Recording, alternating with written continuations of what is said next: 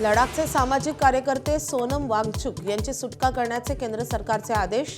राष्ट्रीय सुरक्षा कायद्याअंतर्गत 26 सप्टेंबरपासून सोनम वांगचुक होती तुरुंगात। तत्काळ प्रभावाने सुटका करण्याचे आदेश।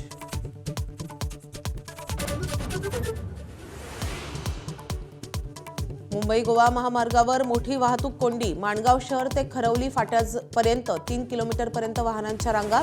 शनिवार रविवार म्हणून फिरायला गेलेल्या पर्यटकांना मनस्ताप।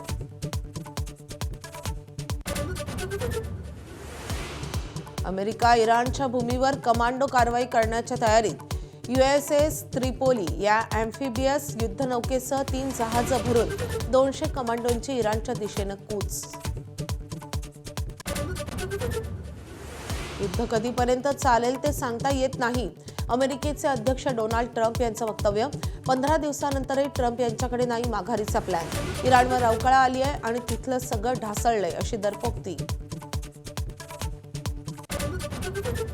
अमेरिकेचा इराणचा लष्करी तळ खर्ग आयलँडवर हल्ला।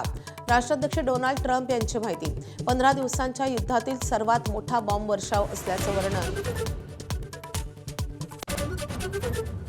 अमेरिकेकडून मोजतबा खामेनींवर इनाम जाहीर। मोजतबा खामेनींची माहिती देणाऱ्याला मिळणार $1 कोटी बक्षीस। खामेनींसह इराणच्या 10 नेत्यांवरही इनाम जाहीर। गॅस टंचाईमुळे शिर्डीच्या साईबाबाच्या भक्तांना मिळणार आता लाडूचं एकच पॅकेट। रोज 50,000 भाविकांना मिळत होते बुंदीचे मोफत पॅकेट आणि होत होती लाडूंच्या 45,000 पाकिटांची विक्री। खासदार सुनील तटकरे यांचा आमदार महेंद्र थोरवेंविरुद्ध 65 कोटी रुपयांचा अब्रू नुकसानीचा दावा। मंगेश काळोखे हत्या प्रकरणातील थोरवेंनी केलेल्या आरोपांविरुद्ध तटकरेंचा दावा। नाशिक विभागात बनावट शालार्थ आयडीचा मोठा घोटाळा उघड। शासनाची 150 कोटीहून अधिक रकमेची फसवणूक।